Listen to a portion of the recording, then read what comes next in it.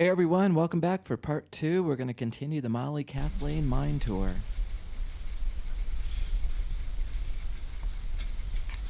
No, go ahead. You're fine. You're fine.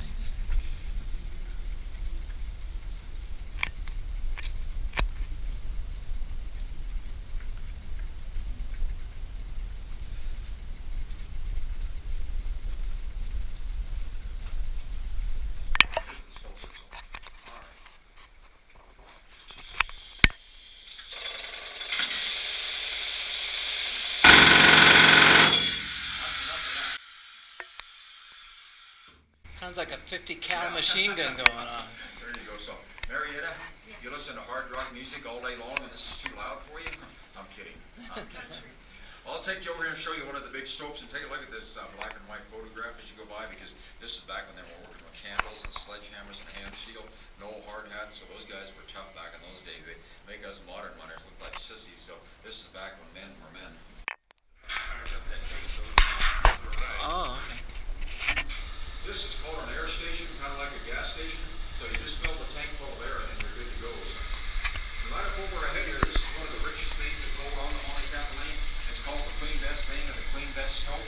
And they mine this vein of gold out up through here for about 800 feet from this 1,000-foot level back up to the 700-foot level, or excuse me, the 200-foot level. And I'll go ahead and turn the light on, and this will give you a good idea what stope mining is all about. They mine from this level up to the 900-foot level, and then from the 900 up to the 800-foot level, and just keep mining up on that vein of gold until it plays out up there. And to go to work every day, you have to climb up those ladders, and then once you get up there, you can see where the miner's at up there with the drilling machine, and he had to get that machine up there, so he had a helper down here on the level, and the helper's called a nipper, kind of like a gopher, and the nipper would tie that machine under the rope, and then the miner had to pull it up there hand over hand to where he's working.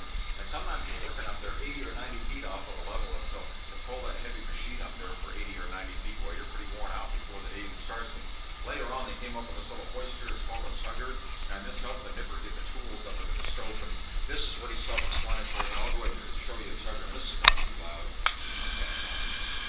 Is that block probably 900 feet? Oh, not 100 feet, we do 100 feet at a time, you know, so Oh. that's a lot of 100 feet. So there's kind of the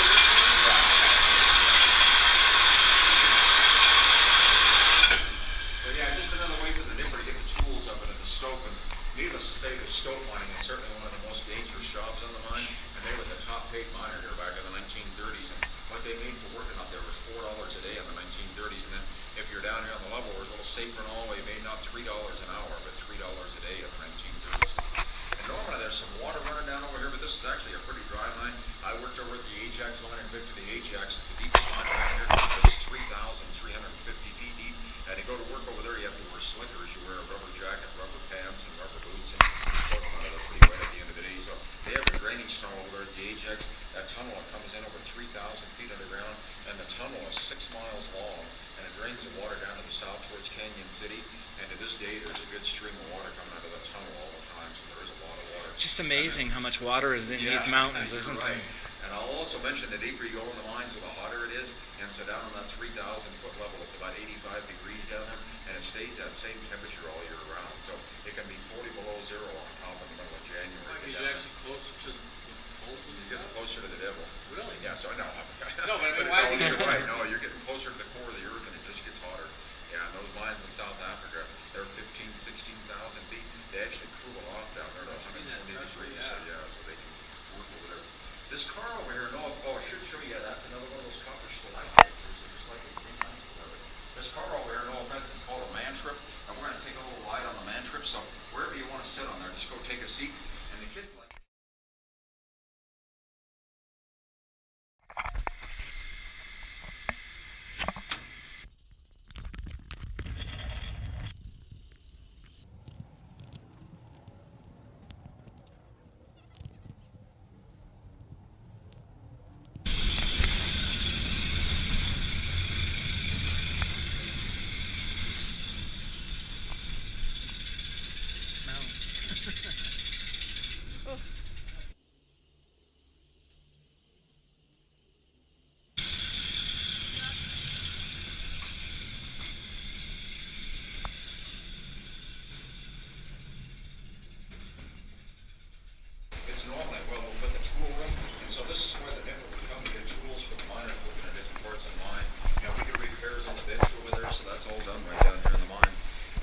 bicycle arrangement there. That's what the mine boss rides on. And one nice thing about that is it makes a lot of noise going down the tunnel. You can tell when the boss is coming and get back to work. So That's good. we're going to go ahead and send this man trip back on his own here, so you want to just stand clear there. And we can say goodbye to the man trip. So See ya. We want to be another.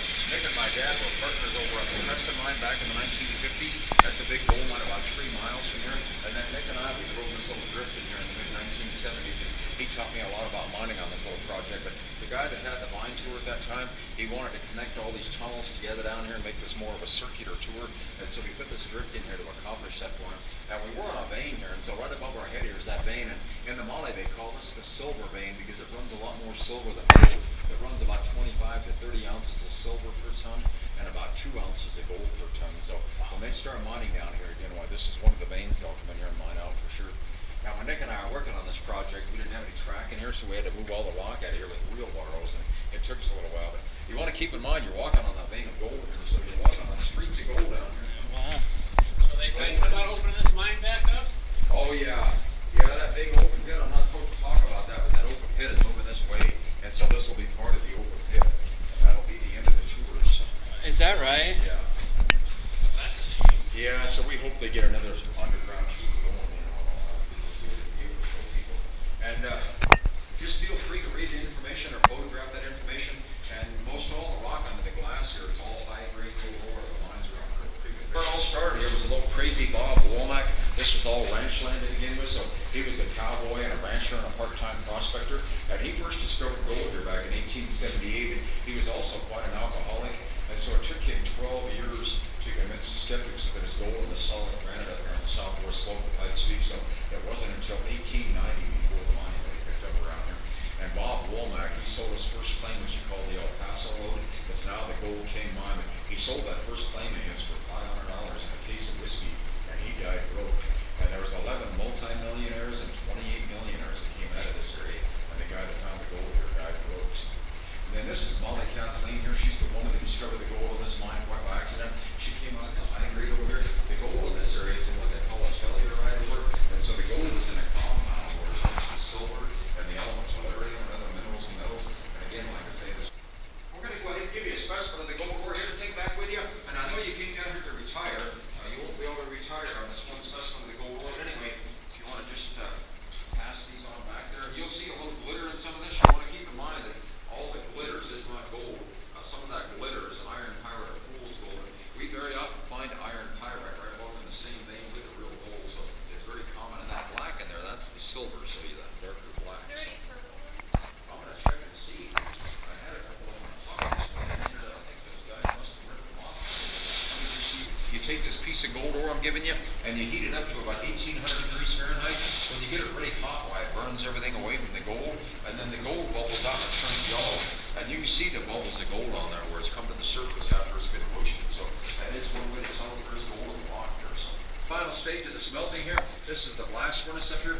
We heat the material up in that furnace for about 2200 degrees Fahrenheit. When the gold comes out of that furnace, it's in a molten form. You pour it into what they call a witch's hat, which is a cone shape. This is like a mine within a mine. And this one's about 80.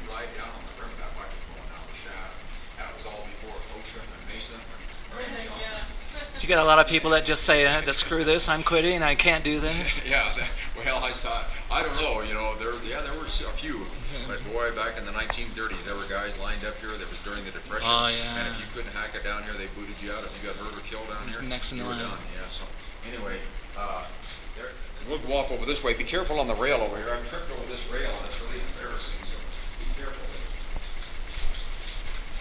And this is another one of those gravity feed chutes that we set up at the bottom of the stove at landfill. That's called a mine safety lamp.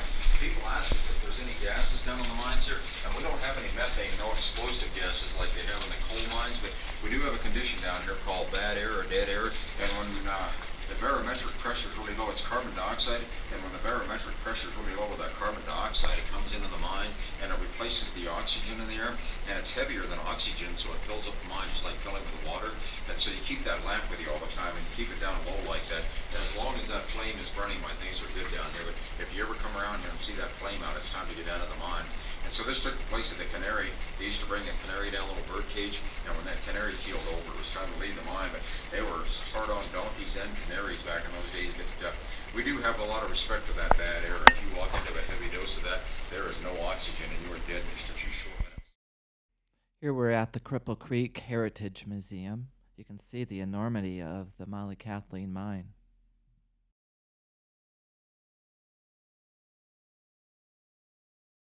Here we see the start of the Cripple Creek and Victor gold mine. In June 2015, it was sold to the Newmont Mining Corporation. This mine is the largest current producer of gold in Colorado. In 2014, it produced 211,000 troy ounces of gold. The gold is recovered by a ore heap leaching method.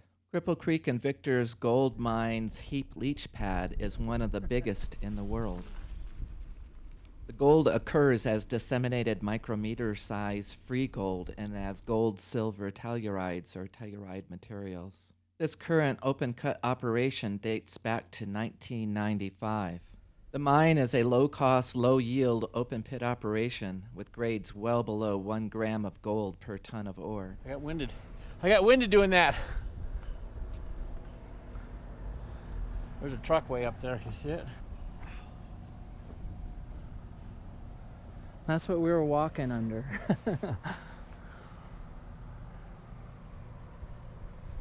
That's pretty cool.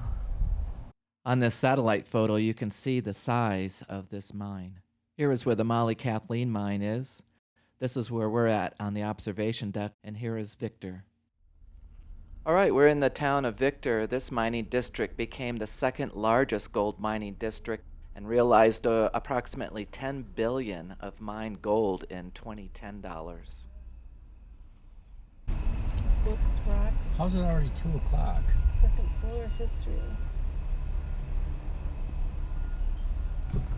It's going anywhere down there. AG Mining Museum. They're all closed. That's the problem. We're here too early. We're here too early. During World War I, there was about 18,000 residents in the town, but due to the war, the ore mines, labor strife, and the exodus of miners caused a steep decline in the city's economy, which it has never recovered. All right, we're back on Teller 67, driving back up towards Cripple Creek on the west side. You can see the huge, huge slopes of this pit mine.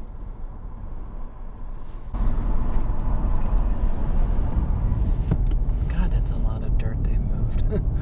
That's the crushed stuff. Yeah, that's the stuff that's crushed. The other side's the heavy stuff.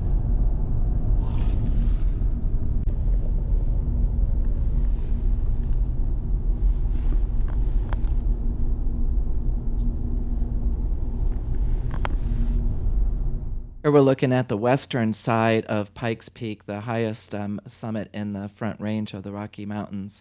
This mountain is 14,115 feet tall. Thanks for watching. We hope you find these videos helpful and entertaining, and we hope to see you in the next video.